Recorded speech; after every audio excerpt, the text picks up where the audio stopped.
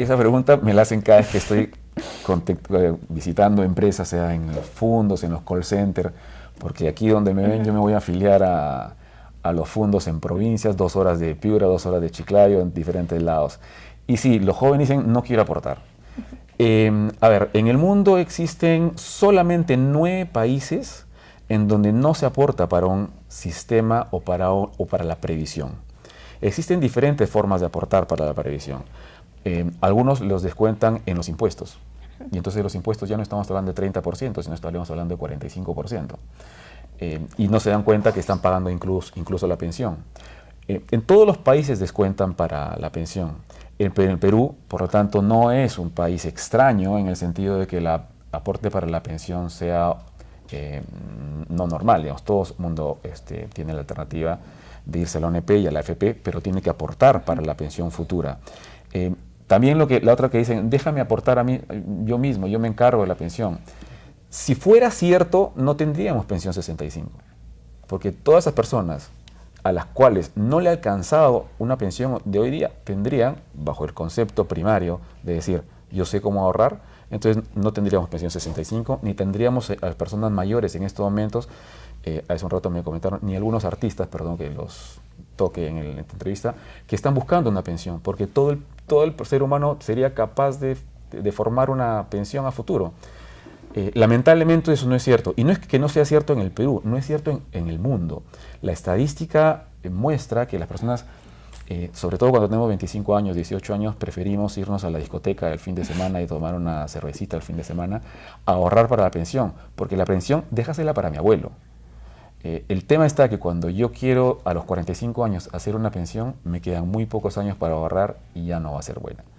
Por eso el tema del ahorro es necesario, finalmente.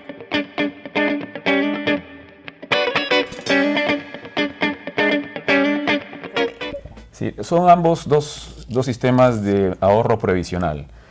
Uno tiene, la ONP tiene el concepto de ahorrar de forma previsional en una bolsa solidaria. ¿Qué es una bolsa solidaria? Todo el mundo aporta a ese fondo y desde ese fondo se van a pagar las pensiones de las personas jubiladas del día de hoy y las futuras. Ese es lo que se llama un fondo común. En el caso del sistema privado de pensiones, que es la segunda alternativa, cada persona ahorra en su propio fondo. El 10% de lo que gana se va a una cuenta individual, significa personal, es mi propio ahorro, y eso va a servirme finalmente para tener una pensión a futuro. Son los dos mecanismos que existen principalmente en el Perú para ahorrar para su pensión.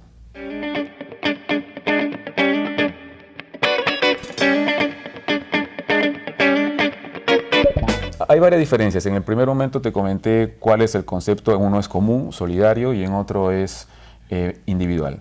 La principal diferencia, y sobre todo para los jóvenes que están ingresando, es que ellos que quieren tener más liquidez en su bolsillo, la AFP le cobra menos que la ONP. Significa que en la ONP le van a descontar el 13% de su sueldo y en la AFP le van a descontar el 11.74% de su sueldo. Eso es una diferencia a final de mes que, si estamos hablando de 1.000 soles, son como 12 soles de diferencia a favor que va a tener el joven, ¿no? La otra diferencia es que en la ONP tiene que ahorrar 20 años. Si no ahorra 20 años, la persona no va a tener jubilación, no va a tener una pensión, así gane lo que gane, si no tiene 20 años aportando, que pueden ser no necesariamente continuos, no tiene pensión. En la AFP siempre va a tener una pensión, y si el ahorro que ha hecho no le alcanza para una pensión, ese dinero se lo puede llevar. Y ahora con la ley nueva que ha salido del 95.5, cualquier persona puede retirar su 95.5 siempre y cuando cumpla con las condiciones de jubilación. En el sistema privado de pensiones también cada trabajador puede ahorrar y finalmente sacar el 25% de su dinero para su primera vivienda. En la ONP no sucede eso.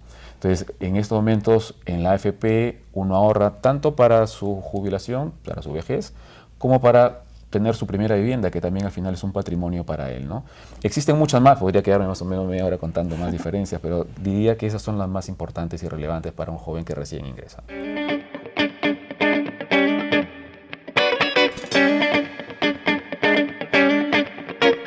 Porque nuevamente obviamente si tú me dirías tengo 25 o 20 años, te recomendaría directamente la AFP, pero estando con 30 años mucho depende de tu ingreso y de tu sueldo.